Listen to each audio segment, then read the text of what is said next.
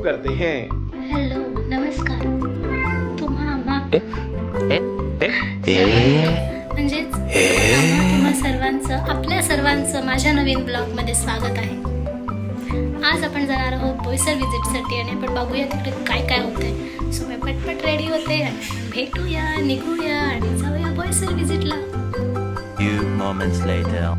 So मी ready झालेली आहे आणि हा माझा आजचा आउटफिट आहे आणि माझे जे दोन पेट्स आहेत ते पण रेडी झालेत, कारण आज आम्ही बाहेर जाणार आहोत तर आम्ही दोघांना टाकून जाणार नाही. बघा आमचा मेंबर रेडी नाही. हाच बाकी काही उशीर न करता आपण आता निघूया, कारण आपल्याला बसायला रिझर्व सीट हवी ट्रेनमध्ये. म्हणून पटपट निघूया जेणेकरून माझे कॅट्स पण सेफली आणि मस्तपैकी जातील लास्ट टाईमसारखी. भेटूया. सो हॅलो, आम्ही आता बोईसर उतरले आहोत आणि मी तुम्हाला बोईसर स्टेशनपर्यंत कसे पोचले, ट्रेनचा जो ट्रॅव्हलिंग होता तो मी तुम्हाला ह्या व्हिडिओमध्ये व्लॉगमध्ये नाही दाखवला आहे, कारण काही महिन्याआधी माझा जो अँड्रॉईड मोबाईल होता तो बोईसर स्टेशनला चोरी झाला होता. नाईटची वेळ होती आणि मी त्यावेळी खूप टेन्शनमध्ये आली होती, कारण आपल्या सर्वांना माहिती आहे की आपले मोबाईल आपल्यामध्ये, त्याच्यामध्ये आपल्या खूप साऱ्या इम्पॉर्टंट डिटेल्स, डॉक्युमेंट्स असतात, पेमेंटचे सर्व अपडेट्स असतात.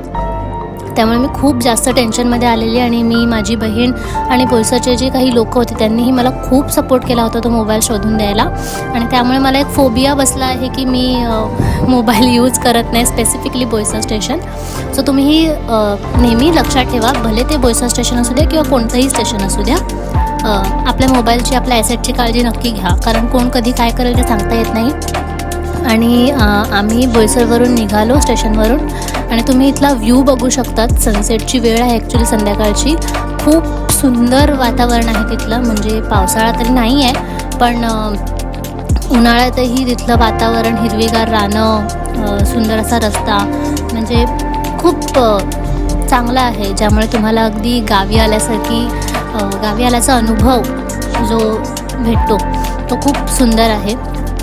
इथे आल्यानंतर मी काही अणूची केंद्र पाहिली जिथे वीज निर्मिती केली जाते. माहितीप्रमाणे मला कळलं की तिथे फक्त त्या इंडस्ट्रीमध्ये काम करणाऱ्या लोकांनाच एंट्री आहे. आपल्यासारखे साधारण मनुष्य तिथे नाही जाऊ शकत, कारण केमिकल्स वगैरे असतात, त्यामुळे आपल्याला तिथे एंट्री नाही. तसंच आपल्या सर्वांना माहिती आहे की बोईसर हा एक इंडस्ट्रीयल एरिया आहे, त्यामुळे असे बरेच इंडस्ट्रीज मी येताना पाहिले. मला सर्वात जास्त आवडले ते इथले रस्ते आणि इथला जो व्ह्यू आहे. म्हणजे उन्हाळ्यात जर हा व्ह्यू आहे तर पावसाळ्यात इथल्या रस्त्यांचा व्ह्यू किती सुंदर असू शकतो. तुम्ही बघू शकतात की जास्त गर्दी नाही, त्यामध्ये दोन्ही बाजूला हिरवीगार झाडं आणि खूप सुंदर. येता येता मी पाहिलं की आम्हाला जायचं होतं ॲक्च्युली दांडी गावामध्ये आणि आम्ही त्या जाण्याआधी एक उच्छडी गाव लागला होता. तिथलाच हा थोडासा व्ह्यू आहे. म्हणजे निळ्याभोर आकाशाला माडाच्या झाडांची जी प्रतिसाद, जो त्यांचा सुंदर असा मिळाव आहे, तो खूप मस्त वाटतो आहे. आणि आम्ही थोड्याच वेळात गावात पोचतो आहे. त्याआधी ह्या उच्छडी गावाचा हा व्ह्यू आहे सुंदर असा. आले आम्ही रिलॅक्स आणि आता हे माझे दोन पेट्स त्यांना रिलॅक्स हे करायला ठेवले. फ्रेश होतो, चहा पिऊन घेतो आणि नाश्ता करतो. आहे नाश्ता काही मागू. त्यांच्या घरी फर्स्ट फ्लोअरवर गेली होती आणि ते त्यांचं नवीन घर बांधत आहेत. त्यांच्या बाल्कनीतून जो व्ह्यू भेटतोय, त्यांच्या मागेच खाडी आहे, सोलार पॅनल असा रात्रीच्या नाईटसाठी, आणि मस्त वातावरण होतं की अगदी संध्याकाळी बसले शांतपणे, पक्ष्यांचा किलबिलाट, समुद्राची ती लाट आणि सनसेट, असं सर्व काही त्या व्ह्यूमधून बघायला भेटत होतं. आणि हा जो इथे लाकडांचा बांध केलेला होता तो त्यांनी मच्छीमारीसाठी केलेला होता. सो मी तुम्हाला दाखवते इथला मच्छीचा मार्केट, जो एव्हरी इव्हनिंगला इथे भरतो.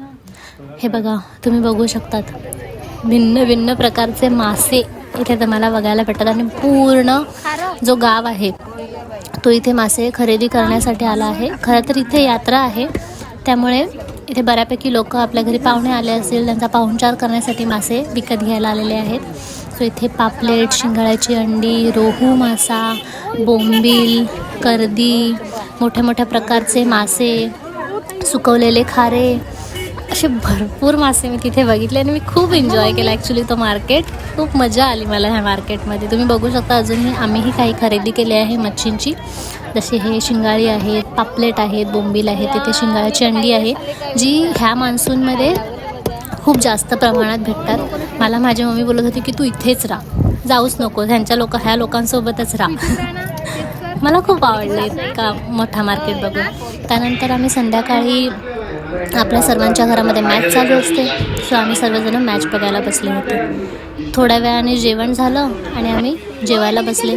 आणि ही बघा, जेवण झाल्यानंतर ही माझी मनी म्याओ स्मोकी, जी नेहमी झाडू किंवा पोता मारताना तिचा खेळायचा मूड स्टार्ट होतो. सो ती इथे येऊनसुद्धा ती खेळायच्या मूडमध्ये आहे. आता थोड्या वेळातच ती उडी मारणार आणि खेळायला लागणार. ह्या लोकांनी खूप एन्जॉय केलं इथे, म्हणून आम्ही ह्यांना कधीही घरी सोडून येत नाही, इथेच राहतो.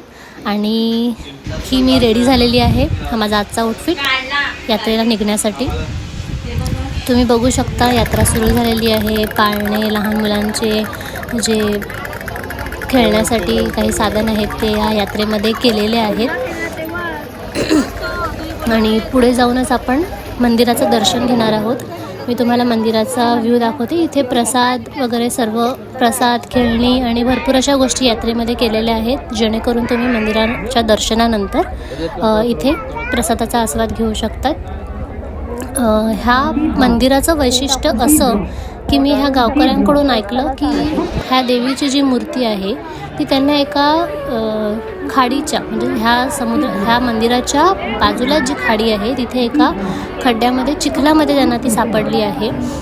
परंतु तो खड्डा भरपूर टाईम झाले ते बंद करण्याचा प्रयत्न करत होते गावकरी, तर तो बंद होत नव्हता. त्यामुळे तो खड्डा तसाच होता. आणि एके दिवशी ह्या माता एका पुजारीच्या स्वप्नामध्ये जाऊन त्यांनी सांगितलं की तुम्ही मला ह्या खड्ड्यामधून काढा, माझ्या इथे स्थापना करा, मी तुमच्या ह्या गावाचा उद्धार करेन.